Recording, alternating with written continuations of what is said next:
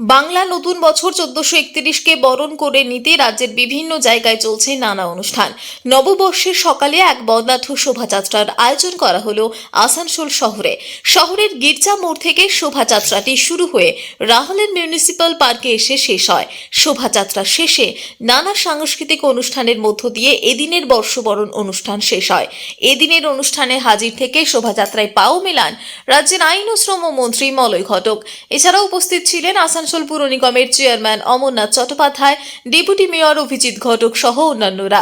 সাংবাদিকদের সামনে রাজ্যবাসীকে বাংলা নববর্ষের শুভেচ্ছা বার্তা দেন মন্ত্রী।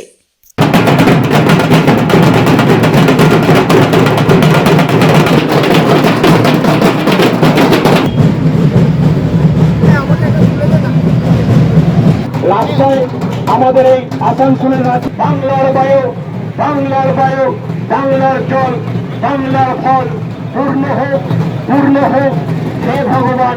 শুভ নববর্ষ উপলক্ষে প্রতি বছর আমাদের একটা বর্ণাঢ্য শোভাযাত্রা হয়। সেই শোভাযাত্রা একটু পরেই শুরু হবে, তার প্রস্তুতি চলছে।